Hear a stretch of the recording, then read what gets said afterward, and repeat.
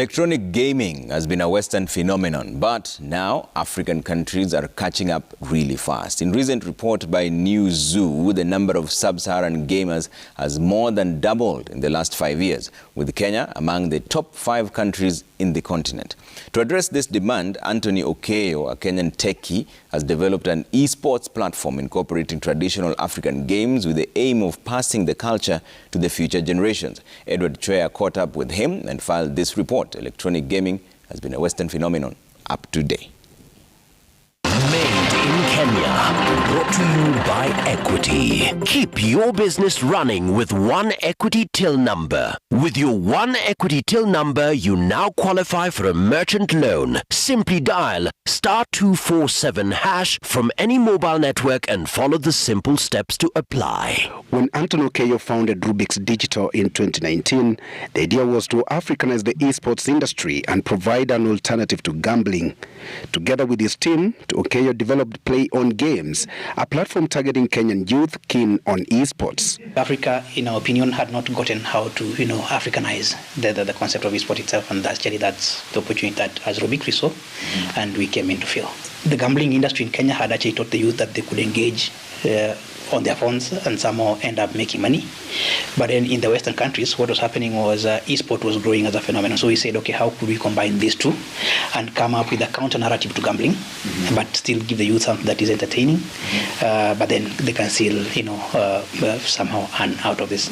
Play On Games is a repository of traditional African games, among them Ajua, a traditional board game mostly played by the elderly male members of the East African community. We are also trying to tell the African story through these games, because our thinking was, if esport is actually to take root in Africa, the story has to be Africanized. In our games, we are targeting 3 pillars: edutainment, infotainment, and entertainment. In edutainment, we are trying to come up with games that are education-oriented. Then in infotainment, we are trying to now bring information and transit information to the younger generation, basically using games. And so what this does is we are leaning a lot towards cultural content. And then the third pillar is entertainment, where you come in, you engage in something, you are competing, it's a community, but at the end of the day, there's actually something coming to you. To promote esports at the same time maximize profits, Okeyo has incorporated a segment in Play On Games where gaming enthusiasts can build their favorite games, post them and share revenue equally. Because we built a store, we're building a marketing forum for the games. We are trying to get guys who actually are talented in creating games, to be able to create their games, bring them onto the platform. We sell them together, and then we work on a revenue share. All our games are actually built for competition.